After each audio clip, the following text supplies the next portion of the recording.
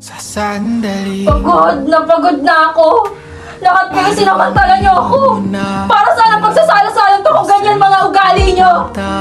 Ate, pwede ba tumigil ka na? Huwag kang magkakaganyan dito, ha? Anong tumigil? Kayo ang tumigil? Kailan? Kailan niyo ako narinig na uminda? Wala! Isa ka pa! Lahat kayo nagbubulag-bulagan! Huwag niyo ako maate-ate!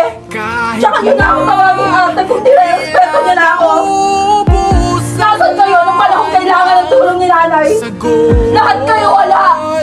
Nung kailangan ko ng tulong, nasan kayo? Wala kayo! Ikaw, nasan ka nung kailangan ng kasama ng anak mo habang lumalaki? Wala ka! Tiniis ko lahat! Lahat ng paghihirap tiniis ko para sa inyo! Pagod na ako!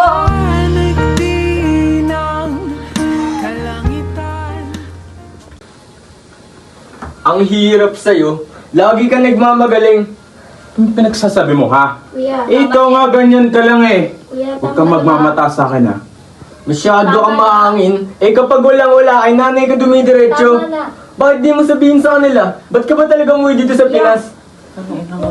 Tama na! Kuya! Pwede ba, kuya? Huwag naman sa harapan ni nanay! Hindi na kayo nahiya! Eh, yan yung pagsabihan mo. Sabihin mo, nalugi ka na kaya't kay nanay ka na naman tumatakbo. Kuya, ano ba? Malawa ko nanay. Ano ba? Respeto naman! Nandito ako, oh! Ano ba? Ah! Nay! Ano ang ginawa mo? Nay. Lumayas kayo dito! Tawag ka ng ambulansya! Nay! Ito na yung ginawa mo! Nay!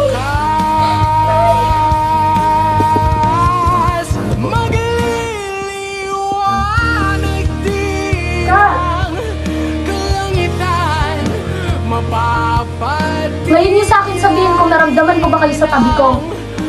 Ano? Wala naman sa'yo yun. Hindi, Tay! Para sa'yo! Kung inisip mo talaga ako, hindi mo ako iiwan kay tita. Hindi mo ako iiwan dito. Kinuha mo sana ako. Na, Ilang taon, Tay! Lumaki akong wala ka. Kaya wag na wag mo susumbatan si tita dahil siya yung nandyan nung wala ka.